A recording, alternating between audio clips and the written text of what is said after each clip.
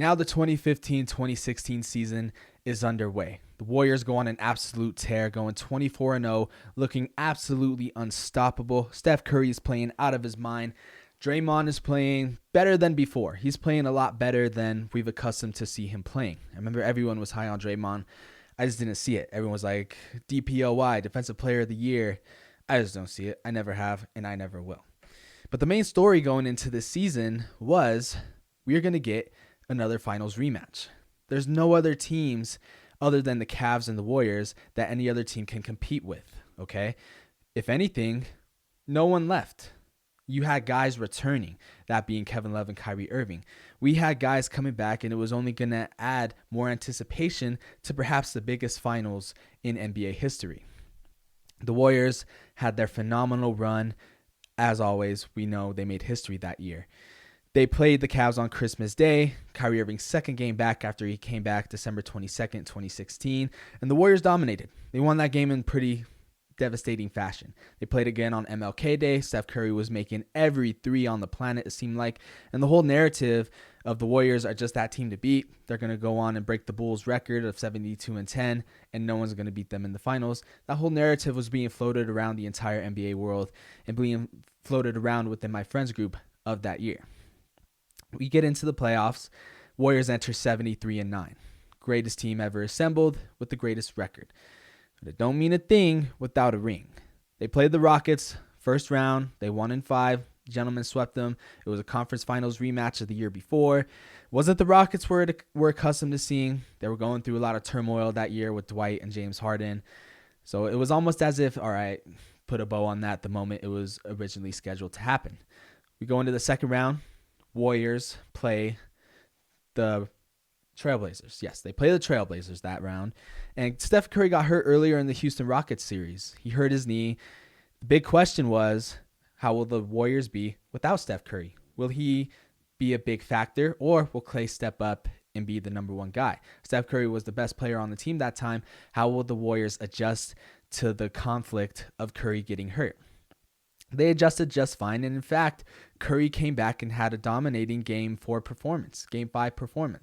The gentlemen swept the Trailblazers, and we're back to finals. We're back to finals talk, all right? Boom, just like that, Warriors are back on track. They ran into the Thunder, and if anyone thought that a team was going to defeat them that year in the West, was the Thunder. They had Russell Westbrook, Kevin Durant, Andreas Robertson, Anthony Morrow, a lot of good ballers on that squad. Let's not forget that epic NBA Saturday night primetime game that the Warriors and Thunder played in February of 2016, where Curry shot a 3 from Texas, it seemed like. Made one, Mike Breen did his double bang, and one of my favorite games. I'm not a Warriors fan, but I could watch that game over and over again, and I will not get tired. That was one of the best games in NBA history, regular season or playoffs. So we all remember that game. The Warriors lost the first game. They lost the first game, and then ultimately landed up going down 3-1. And we thought, man, the Thunder might do it. They are going to defeat the best team in the NBA. They just have to win one game. Then Game 5 came. Thunder lost that. Game 6 came. Klay went off. And Game 7 came, and it seemed like nobody for the Thunder could hit a shot to save their life, even when you have Kevin bleeping Durant. Warriors pulled off one of the greatest comebacks in playoff history, and they were en route to the 2016 NBA Finals, looking to put a bow on the greatest season ever. You have the Cavaliers, on the other hand, swept Detroit, they swept Atlanta, and they had a pretty hard-fought series with the Raptors. They won in 6, but there wasn't really that much struggle. Up until the NBA Finals, they've only lost 2 games. 4 more to go. In my mind, this was the most highly anticipated NBA Finals in history because you have Kevin Love and Kyrie Irving coming back. The big question is, can Golden State defeat one of the best Cleveland Cavalier teams ever assembled? Could they defeat the Cleveland Cavaliers with all their players healthy? That was my question. And my answer whenever I heard that was absolutely no. They beat a short-manned Cleveland Cavaliers team. And now is the time to prove the Cavs, for me to prove the Cavs right, that people are writing them off way too soon. It didn't look like that the first 2 games, though. The Warriors absolutely dominated, winning by 15 and then winning by 30. We go to game 3. That's when the Cavaliers turned everything around. Kyrie Irving had an amazing game. LeBron was playing out of his mind. He had 38 that game. Kyrie Irving was in the high 30s as well. 2-1. Bam. Just like that. Game 4 was a hard-fought game, though. Back and forth until Steph Curry was truly dominant. Curry was making all the clutch shots that they needed in order to go up 3-1. And at that point, no team has ever in the NBA Finals come back from a 3-1 deficit. And I knew this was not over. I knew this was not over. I was just like, y'all are writing the Cavs off. Get ready for the greatest comeback in history. Ask my friend group. You will know that I did not doubt the Cavs, not one bit. Not one bit. Game 4, something happened between LeBron and Draymond, and it was pretty interesting because LeBron doesn't really get engaged with on-court trash talk or on-court physical altercations. But this one, we saw LeBron being a little bit out of character. We saw Draymond in character. Remember that time when Draymond was kicking everybody in the balls? He kicked Steven Adams in the balls. All those added up to flagrants and technicals. So he was one flagrant and one technical away from being suspended. Turns out both of those happened in Game 4, which caused Draymond Green to miss Game 5. Game 5 was supposed to be the coronating moment for the Golden State Warriors and their franchise.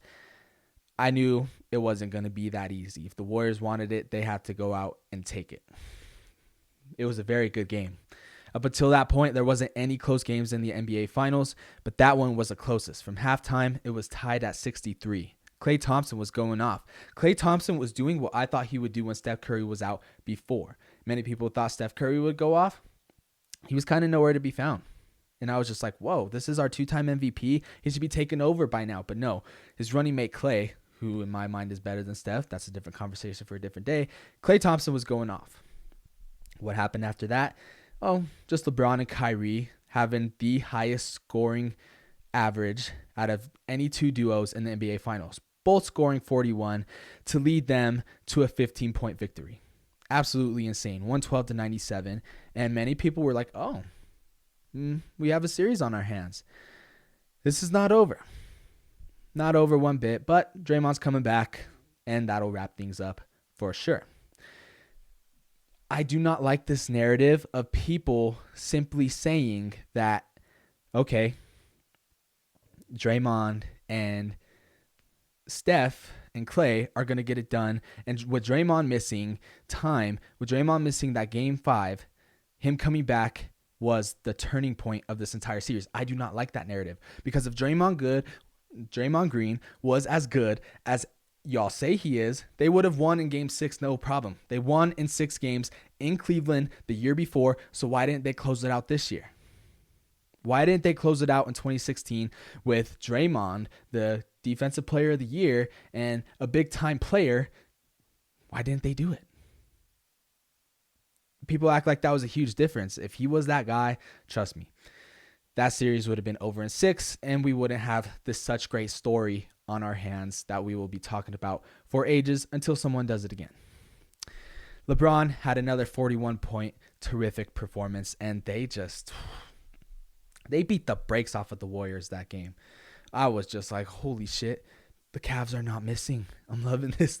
They're doing exactly what the Warriors do to their opponents, and it was just amazing to watch. Game 7, Father's Day, 2016. It was probably the biggest game in NBA history. Can the Warriors cap off the greatest season ever? Because it doesn't mean a thing without the motherfucking ring, okay? They could have that record. But we remember this season for the Warriors botching a 3-1 lead, and that's what happened. Draymond Green was the difference maker. In Game 7, he had a career playoff high 32 points. 5 of 8 from 3-point range. That is probably the best game Draymond Green has ever played in his life. And he will never play that good of a game ever again. So I'll admit, Draymond had a bounce back game from Game 6. But you still had Klay. You still had Steph. You got to bring it home. Curry was nowhere to be found. Thompson made a few shots. He was nowhere to be found. LeBron had a 27-point triple-double.